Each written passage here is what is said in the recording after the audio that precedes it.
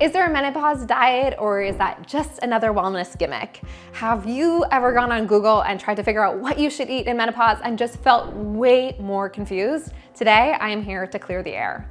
I'm Val Goldberg, I'm a registered dietitian, and I would love to teach you what you can add to your nutrition to help you optimize your health, optimize your hormones, and really help with that menopausal transition. So we wanna clear the air, no gimmicks, all science on what you can do to optimize your health during perimenopause and menopause. Menopause is a natural transition, but with the hundreds of clients I've worked with, there's nothing that feels natural about having hot flashes, having mood swings, snapping at your partner, waking up drenched in sweat. It feels like something has taken over your body. And we want to use the science of how we can get you back to feeling like yourselves, because dealing with bone loss and all these hormonal changes, it is really a lot. So let's see what we can do, what the science tells us of what we can add into our diet to help improve these symptoms.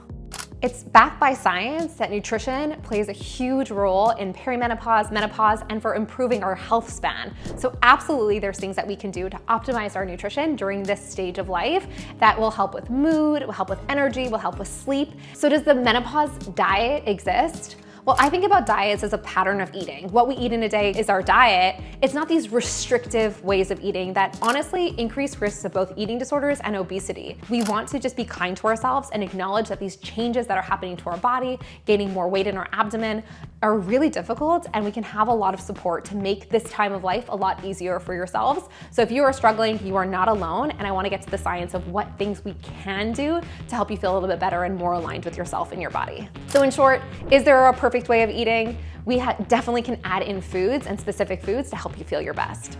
So when we think about a menopause diet, we're thinking about all the foods that go into it. Not a rigid meal plan, but adding in protein, adding in calcium, adding in fresh fruits and vegetables, leaning in on whole foods. It's not about gimmicks, but it's really about getting to nourishing our body. And when we nourish our body, that's really when the magic happens. When we don't nourish our body, oftentimes that actually worsens menopause symptoms, worsens bone loss, worsens muscle loss, makes us more moody, having more anxiety and depression, worsens sleep disturbances. So we definitely want to be nourishing our body. So here's the focus.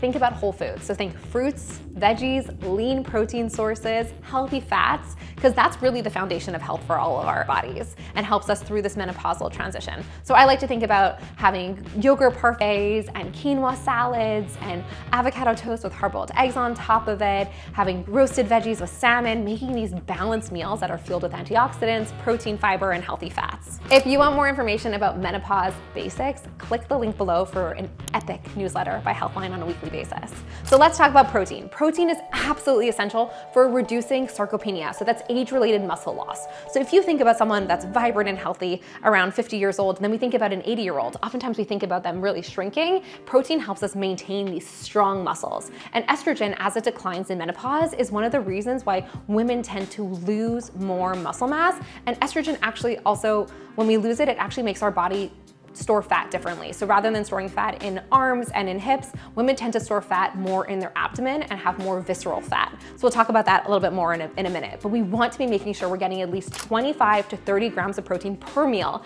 And we definitely want these recommendations to be specific to you, but boosting protein can really help us keep our muscles strong, keep our energy level strong, stabilize blood sugar levels, so to help with insulin resistance as well. So that is a total game changer. I like to think about not only how much protein we're eating, but the consistency. So having protein 3 to 4 times a day is the best way to getting it in. A lot of times I see people under eating protein during the daytime and then having a large amount of protein at nighttime. That is not the best way to optimize our lean body mass. So consistent protein and also good high biological value protein sources as well. Some of my favorite protein sources: Greek yogurt, eggs, fatty fish. So think sardines, anchovies, salmon is a personal favorite of mine, chicken, turkey, and then also tempeh, tofu, edamame. These are some great protein sources. It doesn't need to be difficult, but having protein on hand can really help round out and create a balanced meal. So that is my plug on protein. Highly recommend getting it in every single day, at least 3 to 4 times a day. 2 more nutritional heroes are our omega-3s and our phytoestrogens. Omega-3s are actually what our brain is built up on. So obviously we need that for mood and sleep and hormonal regulation. So I love to get that from fatty fish. The recommendation is at least least 2 servings of fatty fish in a week. And we also can get some plant-based omega-3 fatty acids as well, thinking about walnuts and chia seeds and flax seeds, but those are some awesome sources of plant-based omega-3s as well. And phytoestrogens is actually what we get from soy-based products, and we can get some from flax seeds as well. Phytoestrogens mimic what our body's natural estrogen does. So as in menopause, estrogen starts declining, eating these phytoestrogen-rich foods can actually help with the symptoms of menopause, like the hot flashes. It can help with the mood disturbances. So definitely something that I would encourage you to include is both the omega-3s and the phytoestrogens. So one of my favorite jobs as a dietitian is I get to see my clients throughout their health span. So oftentimes I see people from conception, and now as I'm getting older, I get to see some of my clients that are leaving perimenopause and menopause and entering into postmenopause. And the number one topic, the number one best-selling books are all about bone health. My grandmother actually rolled over in bed and fractured her entire rib cage, something I've never thought about before. We want to be making sure we're getting adequate amounts of calcium and minerals to protect our bones. So oftentimes people are concerned about eating dairy. This is a time I would encourage you, if you can tolerate dairy, getting in these high protein, high calcium fermented foods on a daily basis is incredible. So I love Greek yogurt and kefir and cottage cheese and good quality Parmesan cheese. Parmesan cheese is an incredible source of protein, by the way. It's like 9 grams of protein per ounce, which is pretty amazing. Also, another way we can get calcium in is in our soy. So we talked about those phytoestrogens. So tofu, tempeh, edamame, soy milk, loaded with both calcium and protein. So these are some foods that I would really encourage you to have on a daily basis. I always try to think about getting 2 sources of calcium every single day. And we can start small. We can build those as habits. We can be swapping in water in your smoothie with soy milk so we can those phytoestrogens and calcium. And these small changes add up to life-changing results over time. Nutrition is definitely the star of the show, but exercise and fitness is definitely the supporting actor. As hormones change, as estrogen declines, we tend to actually store more fat in our visceral fat.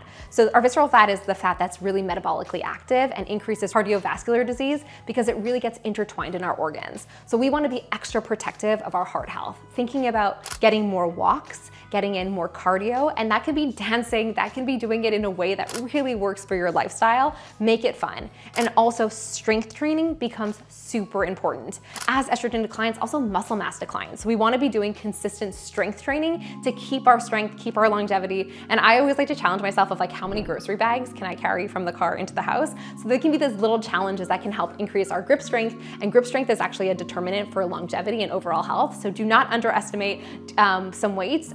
And people are always so scared about lifting weights, if that's gonna make me bulky or if that's gonna not work for my body. Lifting weights improves our lean body mass, helps with longevity, and helps boost our metabolism. The more muscle mass we have on our body, the more our metabolism burns. So our body actually burns more calories in the day, the more muscle mass we have on our body. So definitely want you to be thinking about fitness as the supporting actor and trying to get that in, getting some movement in, getting some joyful movement in on a daily basis. So does the menopause diet exist?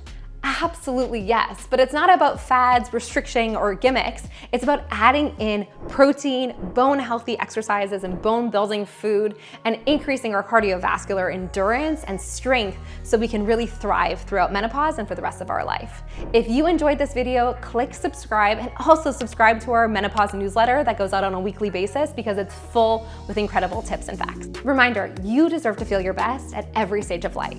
I'll see you next time.